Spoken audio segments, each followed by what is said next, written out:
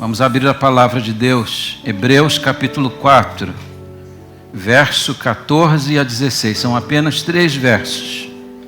E com base neles eu quero falar sobre Jesus, o nosso sumo sacerdote. Esse é o grande tema da carta aos Hebreus. Se alguém do seu lado não tem um exemplar da Bíblia, por favor, divida o seu. Hebreus capítulo 4, verso 14 a 16. O autor de Hebreus fala de Jesus como nosso grande sumo sacerdote.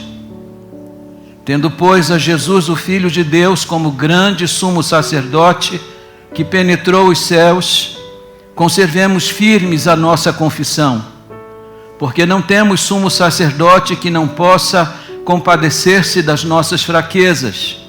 Antes foi ele tentado em todas as coisas à nossa semelhança, mas sem pecado.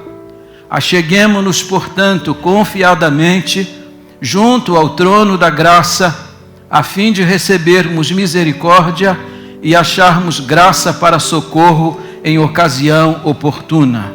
Que Deus abençoe a sua palavra. Vamos orar.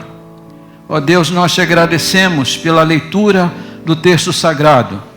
Suplicamos a iluminação do nosso entendimento e suplicamos a unção para aquele que há de expor a tua palavra. Que a tua palavra seja exposta e, como disse o Dr. Lloyd Jones, que seja lógica em fogo. É a oração que eu faço humildemente, no nome santo e precioso de Jesus. Amém. Por favor, tome assento. A palavra que acabamos de ler é uma exortação. O autor de Hebreus está escrevendo para um público que havia adentrado ao Evangelho. Judeus que haviam se convertido ao Evangelho da graça de Jesus Cristo, mas que por medo da perseguição estavam pensando em recuar, em retroceder à sua antiga religião, aos antigos rudimentos da lei de Moisés. Então ele escreve para adverti-los, para exortá-los, para estimulá-los a conservarem firmes a fé que outrora haviam abraçado. Observe que a primeira palavra que se encontra no início deste capítulo, que o autor de Hebreus está apresentando, é um imperativo: temamos. E ele está fazendo isso porque está fazendo um paralelo entre a igreja de Jesus e o povo de Israel em promissão da terra. O autor de Hebreus está lembrando para nós os motivos pelos quais eles não entraram no descanso de Deus. Eles recuaram, eles retrocederam. Eles foram incrédulos diante da palavra de Deus. E o autor de Hebreus então está exortando a esses irmãos para não repetirem este erro. E observe que a palavra descanso, ela tem uma importância muito grande na abertura deste capítulo. 3 descansos são lembrados: o descanso de Deus, o descanso da criação. O autor de Hebreus vai lembrar para nós que Deus criou os céus e a terra. Deus criou pela palavra do seu poder. Deus criou o homem e a mulher segundo sua imagem e sua semelhança. E diz o autor de Hebreus que no dia 7º, Deus descansou da sua obra. E é óbvio que quando ele usa descanso para Deus, não está dizendo que Deus precisou de uma pausa para recuperar as suas forças. A Bíblia diz que Deus não se cansa. O Deus transcendente é o Deus imanente que continua trabalhando. Jesus disse: eu trabalho e meu Pai trabalha também. Portanto, Deus não se cansa. Mas ele está fazendo aqui uma alegoria, mostrando para nós que o descanso de Deus é um símbolo para o descanso que seu povo terá. Se você olhar para a obra da criação, vai perceber que primeiro dia, segundo dia, terceiro dia, quarto, quinto, sexto dia, houve manhã e tarde. Mas no 7º dia, o dia em que Deus descansou, nesse dia a Bíblia não fala em manhã e tarde. Porque o 7º dia, o dia do descanso, é um símbolo daquilo que Deus tem preparado para o seu povo. A interrupção de todo o trabalho, de toda atividade, de um descanso perfeito. O segundo descanso que ele vai lembrar é o descanso de Canaã. Vai lembrar que Josué foi o grande líder em promissão da terra. Vai lembrar que Josué foi aquele que introduziu o povo de Israel na terra prometida. Mas vai lembrar também que Josué foi incapaz de dar ao povo descanso perfeito e pleno, porque ele não conquistou toda a terra. Aquele descanso era o descanso das lutas, das fadigas, das jornadas no deserto, o descanso dos inimigos. Mas aquele descanso não era pleno, embora também fosse uma figura daquele descanso que Deus tem reservado para o seu povo. E depois de falar do descanso da criação, depois do descanso de Canaã, ele fala sobre o descanso do céu. Ele vai apresentar aqui Jesus, mais uma vez, como sendo maior e melhor. Se você já leu a carta aos Hebreus, vai ver que até esse ponto, o autor de Hebreus está defendendo uma tese. Jesus, ele é maior e melhor do que os anjos. Ele disse também que Jesus é maior e melhor do que Moisés. E agora ele vai mostrar para nós que Jesus é maior e melhor do que Josué.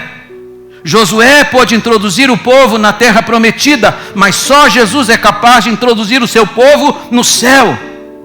E agora ele está dizendo tudo isso para mostrar a esses irmãos que estão pensando em recuo, esses irmãos que estão pensando em desistir da fé, a olharem para Jesus Cristo, maior e melhor, aquele que fez o sacrifício perfeito, aquele que cumpriu a obra da redenção. E depois então de falar do descanso perfeito, que só Jesus pode dar, o autor de Hebreus vai apresentar Jesus como o nosso grande e sumo sacerdote. Esse é o tema dominante da carta aos Hebreus. E 3 verdades ele vai salientar quando pensa em Jesus como o nosso grande e sumo sacerdote. Primeiro, a grandeza dele. Veja comigo o verso 14. Tendo, pois, a Jesus, o Filho de Deus, como grande sumo sacerdote que penetrou os céus, conservemos firmes a nossa confissão.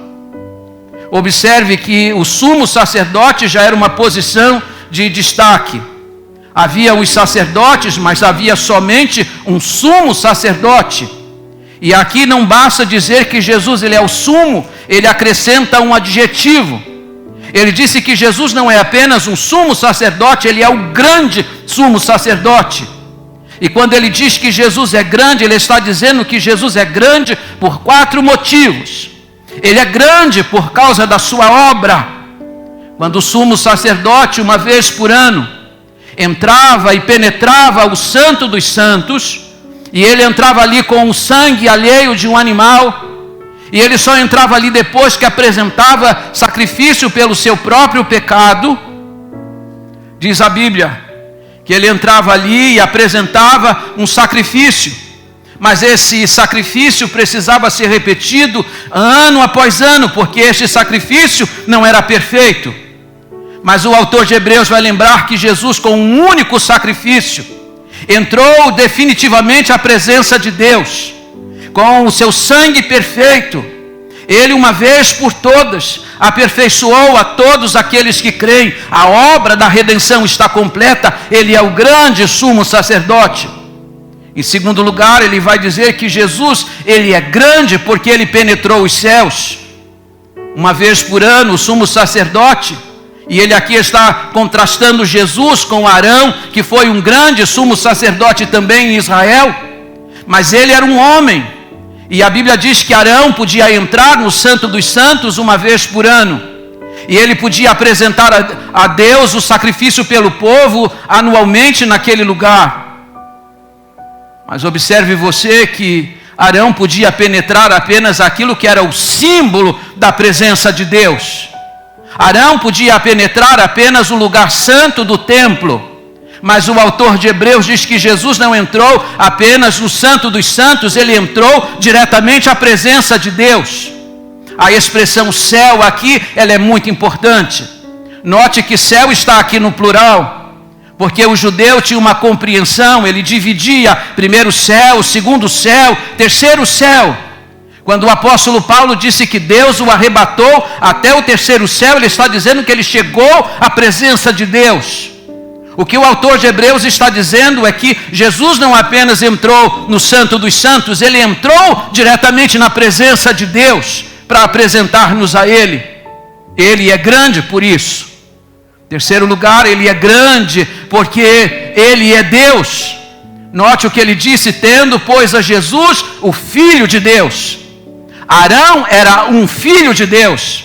Você e eu somos um filho de Deus. Mas só Jesus é o Filho de Deus. Ele é o próprio Deus. Portanto, quando ele se apresenta diante de Deus, o Pai, ele, Deus Filho, pode apresentar-se de uma forma extraordinária. Mas é interessante que mesmo sendo ele Deus, ele também possui um nome humano. Ele se chama Jesus. Ele é o homem-Deus. Ele, como Deus, apresenta o sacrifício perfeito, e como homem, ele nos representa diante do trono da graça. Ele é grande por isso. E em quarto lugar, diz o autor de Hebreus que ele é grande porque ele é confiável. Moisés conseguiu conduzir o povo pelo deserto até Cádiz Barneia. Mas quando o povo estava acampado em Cádiz Barneia, o povo com medo retrocedeu. Moisés foi um grande pastor, mas ele não conseguiu introduzir o povo na terra. Josué, depois dele, conseguiu levar o povo até a entrada e entraram naquela terra. Mas também não tiveram sucesso em alcançar toda a terra que Deus tinha prometido para eles. Mas Jesus é aquele que nos conquistou e nos deu o direito de adentrarmos a presença de Deus no céu. Ele é plenamente confiável. E então o autor de Hebreus vai dizer para os irmãos: se vocês estão pensando em recuar, se vocês estão pensando em desistir porque estão sendo perseguidos, conservem firmes a vossa confissão. Porque nós temos a Jesus, o Filho de Deus, o grande sumo sacerdote. Ele é confiável. Permaneçamos firmes na fé. Quem sabe nós não tenhamos aqui neste auditório alguém que também está pensando em recuar, alguém que está pensando em desistir da fé. Nunca pense sobre isso. Mantenha firme a sua confissão. Porque aquele que deu a sua vida no Calvário, ele é confiável, nós podemos colocar nele toda a confiança. Ele há de nos introduzir à presença de Deus o Pai. Em segundo lugar, depois de falar sobre a grandeza do sumo sacerdote, o autor de Hebreus vai apresentar a compaixão dele. Verso 15: porque não temos sumo sacerdote que não possa compadecer-se das nossas fraquezas. Antes foi ele tentado em todas as coisas à nossa semelhança, mas sem pecado. Essa é uma palavra consoladora. Todos nós temos fraquezas. Nós somos fracos fisicamente, nós somos fracos emocionalmente, nós somos fracos moralmente e espiritualmente também. A nossa experiência prova isso. Há poucos dias atrás eu estive enfermo. Ainda estou tratando, é porque na verdade eu tenho fraquezas físicas. Talvez você esteja aflito com uma notícia, com um problema, você tem fraquezas emocionais. A nossa experiência vai provando aquilo que a Bíblia já afirma. Mas ele diz aqui que nós temos um grande sumo sacerdote que se compadece das nossas fraquezas. Louvado seja Deus. É interessante que ele coloca o texto na negativa, mas nós podemos ler na positiva. Não temos sumo sacerdote que possa compadecer-se. Nós poderemos ler na positiva: nós temos um grande sumo sacerdote que pode compadecer-se das nossas fraquezas. Louvado seja Deus. Ele pode se compadecer de você, porque diz o autor de Hebreus que em tudo ele foi tentado. Ele conhece a extensão de toda a tentação. Ele sabe as dificuldades que a gente enfrenta quando está passando por uma prova como essa. Mas ele então se compadece de nós, porque ele entende a dificuldade e a luta que nós estamos travando. Mas há uma grande diferença que ele diz: embora ele tenha sido tentado como você e eu somos tentados em todas as coisas, a diferença é que ele nunca pecou. Ele foi tentado em todas as coisas, mas sem pecado. Aliás, ele não poderia ser o nosso grande sumo sacerdote se houvesse pecado nele. Ele é perfeito, ele é completo. Ele tem grandeza, mas ele tem também compaixão daqueles que se achegam a ele. E por último, ele vai lembrar para nós a exortação do sumo sacerdote. Verso 16: acheguemo-nos, portanto, confiadamente junto ao trono da graça, a fim de recebermos misericórdia e acharmos graça para socorro em ocasião oportuna. O que o autor de Hebreus está dizendo é que, pelo fato de nós termos um grande sumo sacerdote, nós deveremos considerar uma coisa importante: devemos nos achegar junto ao trono da graça. E como que fazemos isso? Em primeiro lugar, com confiança. Acheguemo-nos confiadamente. Quando você pensa em aproximar-se de Deus e do trono de Deus, qual é o sentimento que lhe ocorre? Você já leu o livro de Esther? Quando havia uma trama para destruir o povo judeu, e Esther precisava comparecer à presença do rei, ela disse: eu não posso comparecer sem ser chamada. Todo aquele que entra à presença do rei, se não foi chamado e ele não estende o seu cetro, é condenado à morte. Então, como ela precisa entrar à presença dele para interceder em favor do seu povo, ela chama o povo judeu para orar e jejuar, porque ela sabe que, mesmo sendo uma rainha, não pode aproximar-se do trono a menos que o cetro seja estendido para ela. Havia medo em aproximar-se do trono do rei. Mas o autor de Hebreus disse que porque nós temos um grande sumo sacerdote, o Filho de Deus que penetrou os céus, chegue-se ao trono da graça de Deus com confiança. Ele está aberto para você. Segundo lugar, aproxime-se do trono da graça de Deus com entendimento. Como que o trono de Deus é descrito na Bíblia? Como um trono de juízo e justiça. Quando você lê o Apocalipse, lê sobre um grande trono, um mega trono. Aquele trono é o trono da justiça de Deus, do juízo de Deus. Ali serão julgados todos os homens e todos os anjos, caídos também. Aquele trono infunde medo e temor. Quando Isaías está no templo e contempla a presença de Deus enchendo aquela casa, ele vê que os serafins diante do trono de Deus encobrem o rosto, porque eles têm temor de estar na presença daquele trono. Mas ele diz aqui para nós que esse trono, que é um trono de justiça e juízo, para nós que encontramos ou fomos encontrados pelo grande e sumo sacerdote, esse trono agora se transforma para nós no trono da graça. Eu não mereço me aproximar de Deus. Eu sou um pecador, mas eu posso me aproximar do trono, porque o trono do juízo e da justiça se tornou para mim o trono da graça. É um benefício que Ele me concede sem eu merecer. Em terceiro lugar, eu devo me aproximar do trono da graça de Deus com expectativa. Ele diz no verso 16, a fim de recebermos misericórdia e acharmos graça. Quando eu me achego junto ao trono da graça de Deus, eu me achego com uma grande expectativa de achar ali, de encontrar ali, de receber graça e misericórdia. São dois conceitos lindíssimos na Bíblia. Você sabe o que é graça? Graça significa favor imerecido. Pela graça eu recebo aquilo que eu não mereço. Eu não mereço o céu, eu não mereço o perdão, eu não mereço a salvação, mas ali eu recebo graça, eu recebo o que eu não mereço. Mas o que vem a ser misericórdia? Misericórdia é o oposto. Deus deixa de me dar aquilo que eu mereço. O que eu mereço? O castigo. Eu mereço o inferno, eu mereço a perdição eterna, mas Deus não a concede. Porque junto do seu trono de graça, eu recebo graça e acho misericórdia. Deus manifesta dois conceitos extraordinários, porque Jesus, o grande sumo sacerdote, conquistou isto para nós. E por último, devemos nos achegar junto ao trono da graça de Deus com diligência, porque ele termina, para acharmos socorro em ocasião oportuna. O que significa ocasião oportuna?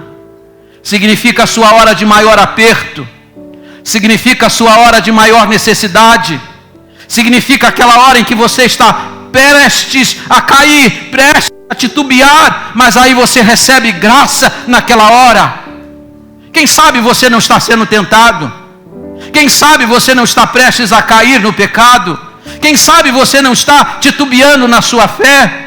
Quem sabe não existem pessoas à sua volta e estão de alguma forma levando você a afastar-se do Evangelho. Você precisa se achegar junto ao trono da graça, porque Deus vai te ajudar na sua hora oportuna, na sua hora de maior necessidade. Ele vai socorrer você. Que grande Salvador nós temos! Que grande sumo sacerdote nós temos! Então ele disse: se achegue a Ele, se aproxime dEle, porque Jesus é o nosso grande e sumo sacerdote. Ele é aquele que fez a obra perfeita e completa na cruz do Calvário. Que grande Salvador é Jesus! Louvado seja Deus por aqueles que já se achegaram. E a minha grande expectativa é que você que está aqui também se aproxime dEle, para receber dEle o favor, porque só Ele pode concedê-lo.